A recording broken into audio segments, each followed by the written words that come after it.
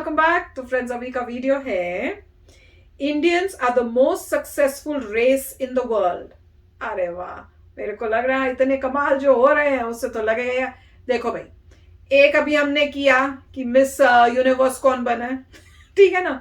अभी हमने किया कि भाई अब हम लोग ऐसे ऐसी चीजें वेपन्स में बना रहे हैं जो भाई अब बड़ी बड़ी कंट्रीज जो अपने आप को बोलती थी हम बड़े वेपन्स में हम सबसे एडवांस्ड है, हमसे खरीदो, वो भी हैरान हो रही है। वो कह रही है कि भाई हमने ये तो सोचा ही नहीं, अब चलो हमें भी बनाना है ये, क्योंकि ये बेटर चीज है।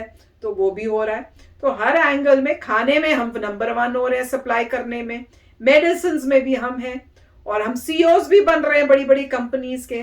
तो ये तो भैया समझ आ ही गई होगी सबको। तो वीडियो शुरू करते हैं, ठीक है ना। तो वीडियो शुरू करने से पहले अगर आप चैनल पर नए हो और आपने अभी तक सब्सक्राइब नहीं किया है तो जल्दी से पहले सब्सक्राइब के बटन और बेल आइकन को क्लिक कर लो, ताकि आपको हमारे सारे न्यू वीडियोस का नोटिफिकेशन मिल जाए जैसे हम अपलोड करें। अगर आपको वीडियो पसंद आता है प्लीज लाइक एंड शेयर। चलिए शुरू करते हैं।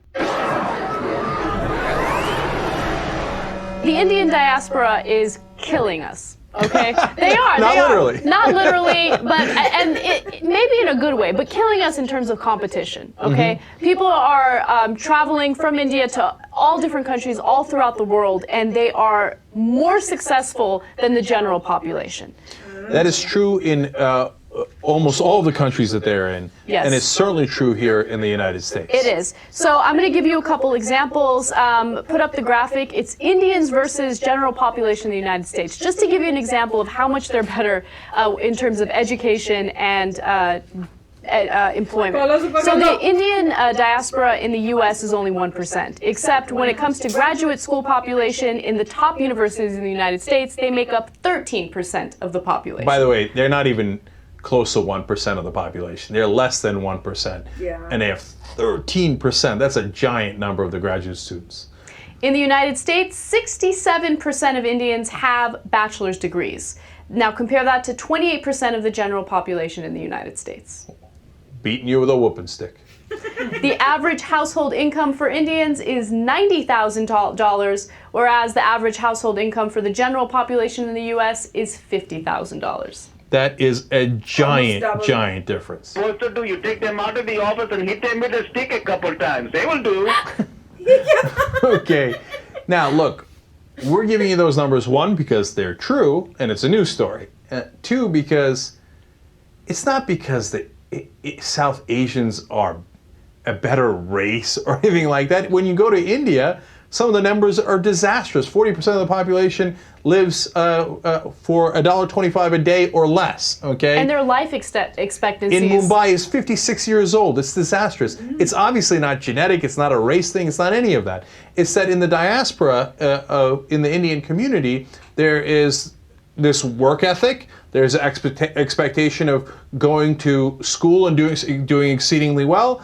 And then what they have actually above even other Asians is they're more willing to start their own businesses, right? More initiative, etc. It's a great combination. It's a great cultural combination that they have going, and that's why they have success. So what I'm saying is the rest of us should all learn from that, right? So if a culture does something right, that's awesome. Yeah. We should, adapt that and have everybody do it, right? So Asians should be more willing, other Asians should be more willing to start their own businesses, as an example, right? And certainly you should emphasize education more, which Indian communities do. And the list goes on. And you see the proof is in the pudding. 50,000 versus 90,000. As an average, they're nearly doubling the average. That's unbelievable. तो friends, husband कह रहे हैं कि थोड़ा पुराना है ये। मैं कह रही हूँ तो आप सोचो अगर अब ये फिर से बनाए तो और आगे क्या होगा? राइट, ये थोड़ा पुराना है।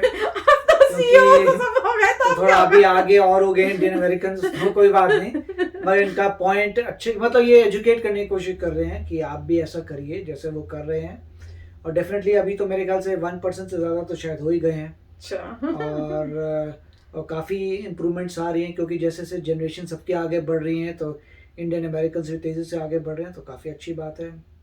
मज़े की बात यह है कि इनका एक शो आता है जिसमें वो ये सब बातें करते हैं, तो बहुत अच्छी बात है कि ये इस बात को हाईलाइट कर रहे हैं। और स्पेशली उन्होंने बताया है कि ये सिर्फ आपका डिसिप्लिन की बात है, कि जो भी बाहर से यहाँ पे आ रहा है वो डिसिप्लिन कर रहा है। और दूसरा, आप ये भी कह सकते हैं कि इंडियंस इस अमेरिका में लीगली आते हैं, और लीगली आने के लिए आपको एक मतलब वो बहुत कुछ चेक करते हैं, आपकी एजुकेशन देखते हैं, आपकी कहाँ जॉब है क्या है, बहुत चीज़ें चेक होती हैं तभी आने देते हैं। तो ये फ़र्क है। जबकि आप अगर दूसरे इमिग्रेंट्स को देखेंगे तो वो कुछ तो भागते हुए आ रहे हैं, बॉर्डर क्रॉस करके भागते हुए, Illegally आ सब रहे हैं। इलीगली आ रहे हैं। तो इलीगली में या फिर कुछ ऐसे हैं जो असाइलम कर रहे हैं, या कुछ ऐसे हैं जो बोल रहे हैं प्रोसिक्यूशन हो रहा है हमारी कंट्री में, या कोई लॉटरी से आ रहे हैं, पता नहीं लॉटरी शायद खत्म हो गई नहीं हुई, मगर लॉटरी होती थी कुछ कंट्रीज में, तो उसमें लॉटरी में कोई भी आ सकता है। तो कोई फर्क नहीं पड़ता उसका मतलब क्या रिकॉर्ड है, क्या मतलब वहाँ पे उस कंट्री में क्या करता है, वो कोई भी आ सकता है।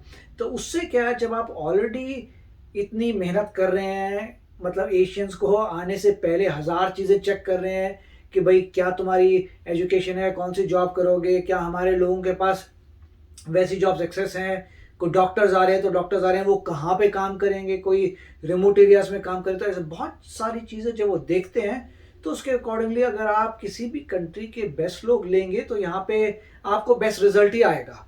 और इसका उसने छोटा सा इसलिए उसने एग्जाम्पल भी दिया था कि अगर हम इंडिया में देखें तो थोड़ा उतना नहीं है, मतलब इंडिया की जीडीपी डिवाइडेड बाय पॉपुलेशन करें तो मतलब काफ़ी पीछे हो जाती है, बिकॉज ऑफ पॉपुलेशन हाई है और कंट्रीब्यूशन हर एक का फिर कम नज़र आता है। तो उसी बात को कह रहे थे कि भाई वहाँ जाओ तो आपको नज़र आता है, मगर यहाँ पे 1% लोग क्यों कर रहे हैं, क्योंकि पहली बात आपके इमिग्रेशन में ऐसा है कि 1% आप चूज करके तो ले रहे हैं, अब चूज करके ले रहे हैं तो उसके अकॉर्डिंगली जो है प्रोग्रेस हो रही है। मगर अच्छी बात यह है कि देखिए इन्होंने अप्रिशिएट किया है।